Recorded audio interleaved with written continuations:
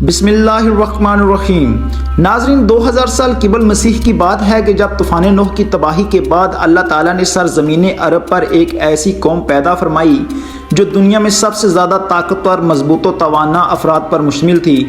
یہ لوگ جسمانی خوبصورتی، سرخ سفید رنگت اور وجاہت میں اپنا ثانی نہیں رکھتے تھے۔ مال و دولت کی فراوانی، شاندار تہذیب و تمدن، شان و شوکت سمیت دنیا کی ہر نعمت و آسائش انہیں میسر تھی، اور قرآن کریم میں ارشاد باری تعالیٰ ہے کہ ان جیسی کوئی اور قوم اور ملکوں میں پیدا نہیں کی۔ ایک اور جگہ پر فرمایا کہ اور یاد تو کرو کہ جب اس نے تمہیں قوم نوح کے بعد سردار بنایا اور تمہیں خوب پھیلایا۔ ناظرین، یہ کون سی قوم ہے اور اللہ تعالیٰ نے اس پر عذاب نازل کیوں فرمایا، ہماری آج کی اس ویڈیو میں ہم آپ کو بتائیں گے۔ ہماری آپ سے گزارش ہے کہ ہماری اس ویڈیو کو اینڈ تک ضرور دیکھیے گا۔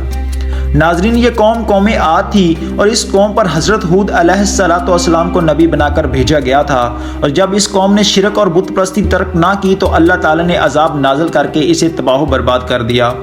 عاد اصل میں حضرت نوح علیہ السلام کی چوتھی پشت میں سے تھے، اور ان کے نام پر اس قوم کو پکارا جاتا تھا، اور قوم عاد کو مشہور روایات کے مطابق ایک عظیم آندھی سے تباہ کیا گیا تھا۔ قرآن کریم کے مطابق یہ قوم دنیا اور آخرت دونوں میں اللہ کی رحمت سے دور دور تک محروم تھی، اور جدید تحقیق کے مطابق یہ قوم 3000 سال قبل مسیح سے لے کر پہلی صدی عیسوی تک موجود تھی، اور ان کو 1000 ستونوں والے شہر کی قوم بھی کہا جاتا تھا۔ مورخین لکھتے ہیں کہ عاد نام کا ایک شخص حضرت نوح علیہ السلام کی چوتھی نسل میں ان کے بیٹے سام کی اولاد میں سے تھا۔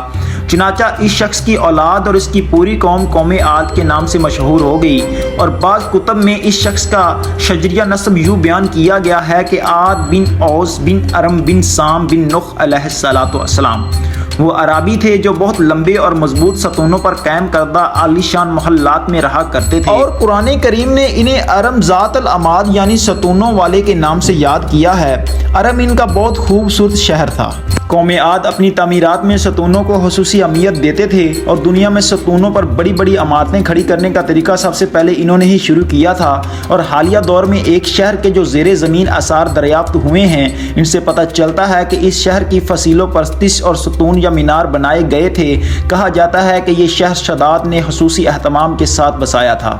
جو اس قوم کا سب سے بڑا بادشاہ تھا، اور قد و قامت اور جسمانی قوت کے لحاظ سے دنیا میں ان کا کوئی ثانی پیدا نہیں ہوا۔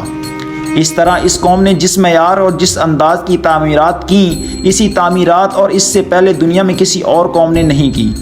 شاید اس لیے یہ جگہ شداد کی جنت ارضی کے نام سے تاریخ میں مشہور ہے۔ مولانا مفتی محمد شفیع بیان فرماتے ہیں کہ بعض مفسرین نے فرمایا ہے کہ ارم اس جنت کا نام ہے جو عاد کے بیٹے شداد نے بنائی تھی، اور اس کی صفت ذات العماد ہے کہ وہ ایک عظیم الشان عمارت بہت سے ستونوں پر قائم ہوئی اور سونے، چاندی اور جواہرات سے تعمیر کی گئی تھی۔ جب یہ عالیشان محلات تیار ہو گئے تو شداد نے اپنے ساتھیوں کے ساتھ اس میں جانے کا ارادہ کیا، تو ان پر اللہ تعالیٰ کا عذاب نازل ہوا اور وہ سب ہلاک ہو گئے، کیونکہ وہ اس محلات کو جنت سمجھتے تھے، اور وہ کہتے تھے کہ جو ہماری اس قوم پر عمل کرے گا اور ان کے کیے ہوئے اعمال پر عمل کرے گا تو اس کو اس جنت میں جگہ دی جائے گی۔ اور کہا جاتا ہے کہ ایک اور روایات کے مطابق عاد کے بیٹے شداد نے جب جنت کے نام اور خصوصیات سے متعلق سنا تو اس نے زمین پر ایسی ہی جنت بنانے کا ارادہ کیا، اور عدن کے کسی صحرا میں تعمیرات کا کام شروع کر دیا، اور مسلسل 300 برس کی شب و روز محنت کے بعد دنیا میں ایک خوبصورت جنت بنا دی، جس میں شاندار مخلات بھی تھے، اور انہیں ابشار اور نہریں بھی شامل تھیں۔ اور شداد کی عمر 900 سال ہو چکی تھی، اور ایک دن اس نے قوم عاد کے لوگوں کو جنت کے دیدار کی دعوت دی، اور وقت مقرر پر وہ عظیم جم غفیر کے ساتھ اپنی جنت کی جانب روانہ ہوا، اور ابھی شہر ارم کے عالی شان دروازے کے قریب ہی پہنچا تھا کہ رب ذوالجلال کے عذاب نے آ گھیرا۔ یوں شداد اپنی جنت کے ساتھ زمین میں زندہ دفن ہو گیا۔ ناظرین، طوفان نوح کے بعد قوم عاد ہی وہ پہلی قوم تھی جو بتوں کی پوچھاری تھی، اور قوم عاد نہایت زور آور اور بہادر قوم تھی، اور مورخین کی رائے کے مطابق ان کے معبود بھی قوم نوح کی طرح پتھر کے 5 بت تھے، اور انہیں بت پرستی سے روکنے کے لیے اللہ تعالیٰ نے ہود علیہ السلام کو بھیجا، اور حضرت ہود علیہ السلام نے کہا کہ بھائیو، ایک اللہ ہی کی عبادت کرو اور اس کے سوا کوئی اور تمہارا معبود نہیں ہے۔ قوم عاد کے سرداروں نے جواب دیا کہ تم ہمیں احمق نظر آتے ہو اور ہماری نظر میں تم چھوٹے ہو۔ حضرت ہود نے کہا کہ میں رب العالمین کا پیغمبر ہوں اور اللہ کا پیغام تم تک پہنچاتا ہوں۔ کہنے لگے کہ تم ہمارے پاس اس لیے آئے ہو کہ ہم اپنے ان معبودوں کو چھوڑ دیں جنہیں ہمارے باپ دادا پوجتے آئے تھے اور صرف ایک اللہ کی عبادت کریں۔ اگر تم سچے ہو تو جس عذاب سے ہمیں ڈراتے ہو وہ لے کر آؤ۔ حضرت ہود مسلسل 50 برس یا اس سے بھی زیادہ واعظ نصیحت کرتے رہے، کبھی انہیں اللہ کی عطا کردہ نعمتیں یاد کراتے تو کبھی عذاب الہی سے ڈراتے تو کبھی طوفان نوح کی ہولناکیوں کا ذکر فرماتے،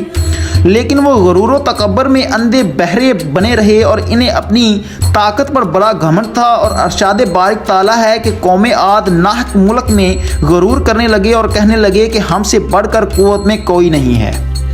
قوم عاد کے 13 خاندان تھے اور عمان میں سے لے کر یمن تک ایک طویل علاقے میں ان کی بستیاں تھیں۔ سرسبز شاداب کھیت کھلیان، پھولوں پھلوں سے لدے باغات اور میٹھے پانی کی بل کھاتی ہوئی نہریں، یہ ساری کی ساری قوم عاد کی ملکیت تھی۔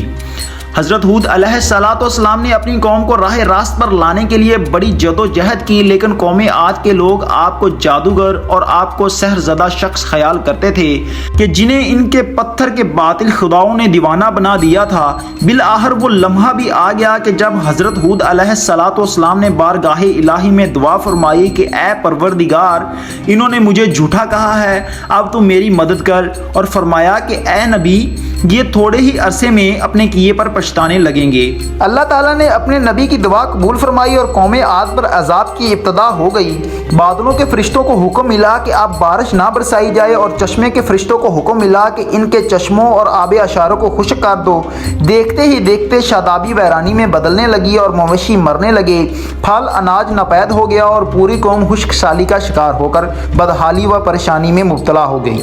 یہ سلسلہ مسلسل 3 سال تک چلتا رہا۔ اتنا سب کچھ ہونے کے باوجود یہ اللہ تعالیٰ پر ایمان نہ لائے تو اللہ تعالیٰ نے ان پر ایک آندھی کا عذاب نازل فرمایا۔ ارشاد بارک تعالیٰ ہے کہ اس تیز ترین آندھی نے قوم عاد کا ستیہ ناش کر دیا اور اللہ تعالیٰ نے یہ عذاب 7 رات اور 8 دنوں تک مسلسل جاری رکھا۔ اس آندھی نے کسی جاندار کو زندہ نہیں چھوڑا، غاروں، پہاڑوں، گھروں اور محلات اور قلعوں کے اندر سب کو فنا کر ڈالا۔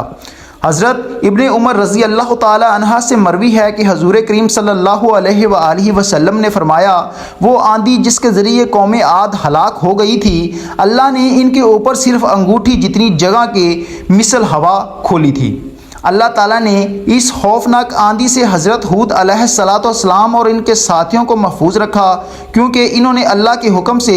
حزیرہ نامی ایک بستی میں پناہ لے لی تھی اور چنانچہ عذاب ان تک نہ پہنچ سکا اور وہ امن و سکون سے رہے۔